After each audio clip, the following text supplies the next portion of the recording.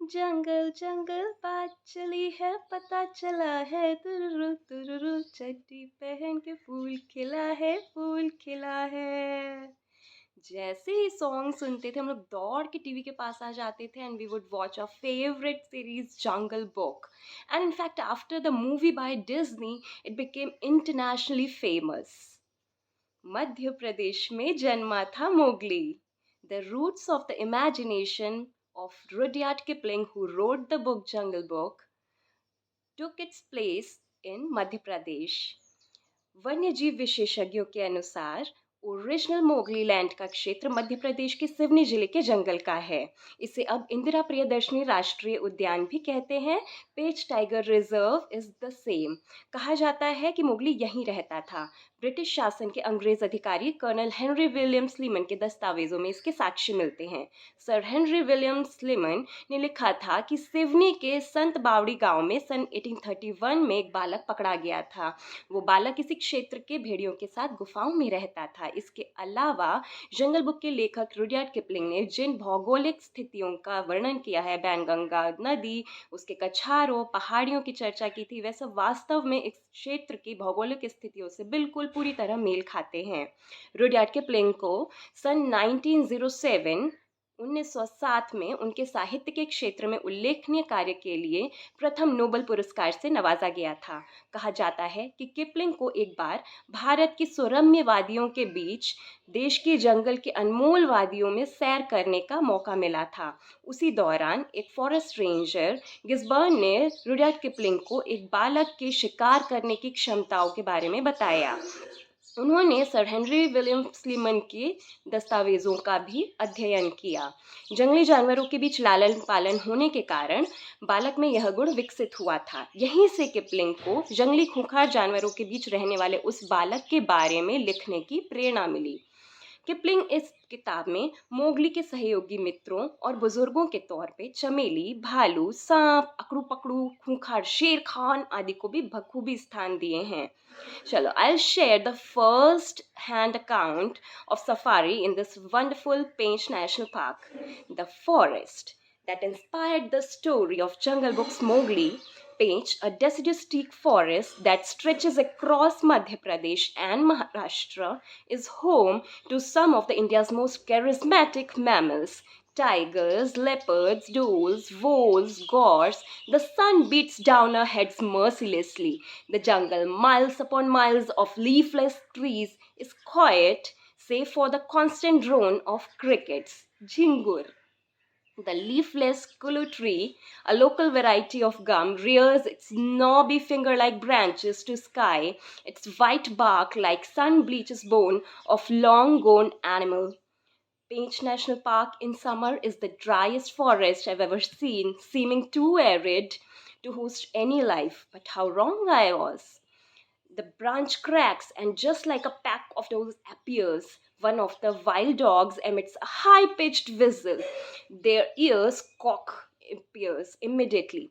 A few beats later, the tree above us erupts with the alarm clocks of monkeys, alarm calls which tell that tiger is nearby.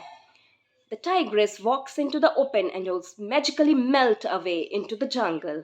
Magnificently unconcerned by the alarm, she's gone, and the jungle goes back looking dead again and dry. Pench, a deciduous teak forest that stretches across Madhya Pradesh.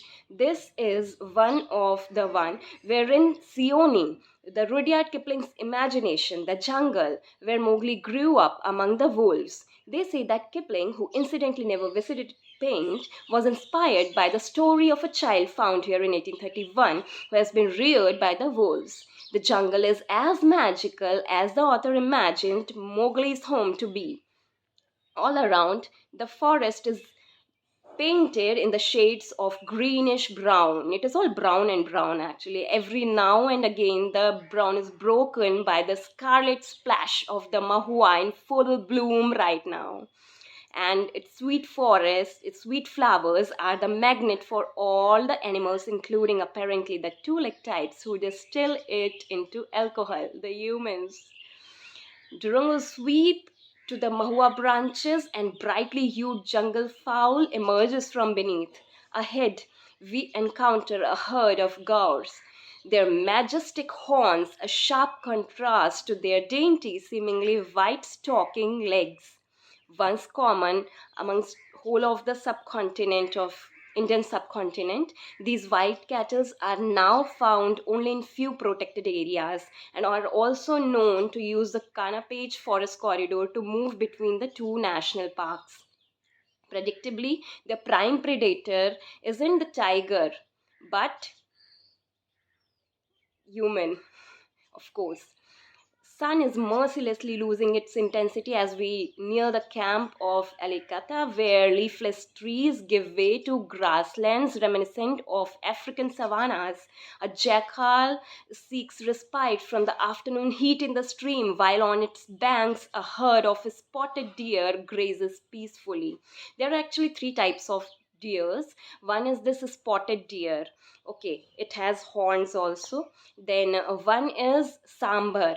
It is one of the largest deers in whole of the world, very very big size and whole brown in color, no spots. And then there is a third type which is called barking deer. So there's difference in their behavior also. This spotted deer is always found in herds, sometimes even 100 200, and so different families move together, while this sambar, they are found in families only, not so big of 100 and 200 ka group. While the third one, the barking deers which were called, they are usually spotted only lonesome individually. Most of the time they do not dwell in kind of groups, unlike other kind of deers.